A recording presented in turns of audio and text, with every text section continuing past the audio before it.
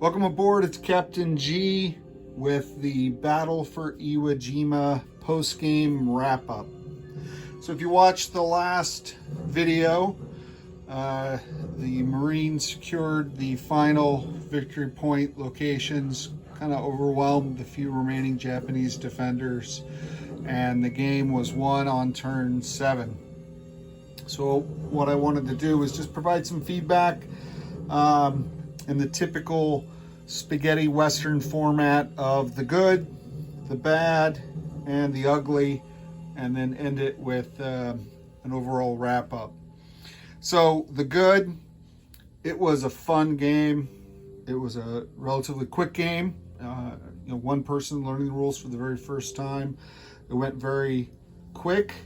I liked the historical accuracy, the details on the map and in the rules about the 4th Marines, 3rd Marines, 5th Marines, the layout of the beaches, the layout of the island. I like the accuracy of all that.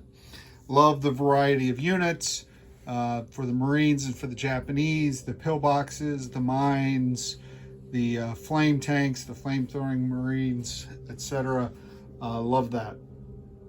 I also enjoyed the tunnel system. I didn't use it much. My first game as the Japanese, I think only used it a few times, but its existence kept the Marines, on their guard. They wanted to secure an entire network and then secure this entire network. At least that was the plan. So this was a lot of fun and gave, it was a very creative way to reflect the entrenched nature of the Japanese. So those were all very good things. Bad, and nothing is that bad. You heard the good already, how much I enjoyed this game. The rules were a little rough. I had to fill in some of the blanks, but not that. It would make sense to everyone. You'd be able to pick it up, read it, and be able to work your way through it as I did. May do something wrong, as I almost did with the shore bombardment, but still another revision might clean that up, or you can always house rule as you wish. It's definitely a Marine Corps focus, or at least my experience was. That's just my natural bias to support the Marines. I would be interested, I do want to play this again and see if I'm focusing more on the Japanese rather than the Marines. Is there something the Japanese can do to slow them down, to delay them and possibly win? If Eggman has the time, it would be interesting to play this as a 2-player and see what the Japanese can do to frustrate the Marine Corps plans when it's not the left and right side of the same brain doing that. So I don't know if the Japanese can win. I only played it one time, as I said. This is just my immediate reaction, but it was a lot of fun. And then the ugly, these are things that aren't really good or aren't really bad, just observations. So it's a D6 system. If you are coming from the Axis and Allies games and you're used to the D6, it's a perfect transition. I'm used to the Global War 36, Global War 39, Global War 1985 D12 system, so I had to dig up and make sure I had enough D6s to play it. It could work, and it's easily convertible to a D12, and I might do that for my own use just because I have a lot more D12 dice at this point. The Navy was a little negated. They only had the one play, the shore bombardment. Like to have seen them involved more, but I don't know if I'm just putting my thumb on the scales at that point, making it even easier for the Marines to win. One aspect of the map, again, I enjoyed the map. Nice big spaces, plenty of room for pieces. But would have been nice maybe if Suribachi, just off your camera lower left, and possibly some of these hills, if there were some sort of terrain effect. Could always house rule that. Any zone with the hill, a -1 to attack or something, or whatever. Because geography was a factor, in the island defense.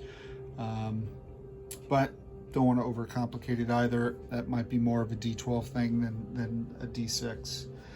And then The idea of the contested land zones concept from Axis and Allies 1914, and HPG's Battle of Okinawa game, that might work in this example, where you don't play through to the last man and have multiple rounds of combat. You have one round or maybe two, or that could be worked, but you have that combat and then the zone's contested, and that might work particularly well with the stacking limits,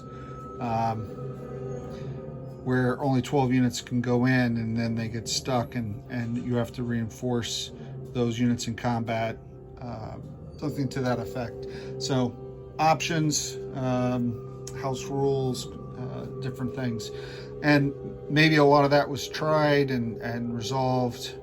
Maybe none of it really is applicable, but observations, things, thoughts that I had during the game that I wrote down that I wanted to bring up.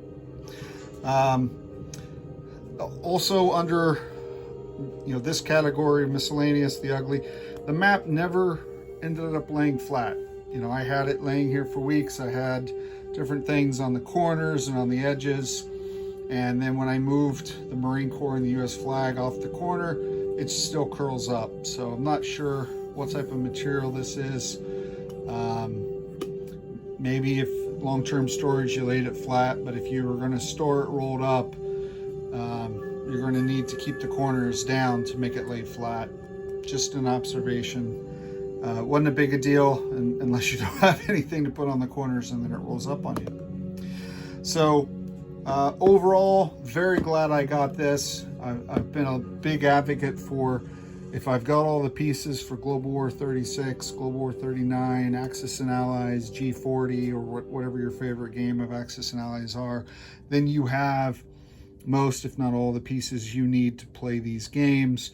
So without having to buy new pieces, give me a map. Give me a map for Okinawa. Give me a map for Iwo Jima. Give me a map for Barbarossa or Kursk or any of the other campaign or theater games, Invasion of Italy, because I've got the pieces already. I just need a simple map, some rules, and I got a brand new game. I love that a lot, and this certainly fit into that niche. So I'm glad I got it. Definitely would play it again. Definitely would recommend it. If you're watching this, then you're a fan of World War II tabletop games or board games, the miniature Axis and Ally type games, and I think you would enjoy this. Would like to say thanks to General Six Stars. He did reach out. I appreciate the fact that he even noticed my video and offered to answer any questions I had about the rules. Very supportive. So I appreciate that. By the time my videos started airing, I finished the first 5 turns. So, and then, I knew what I was doing by the time the last couple rounds went through. But great game, General Six Stars.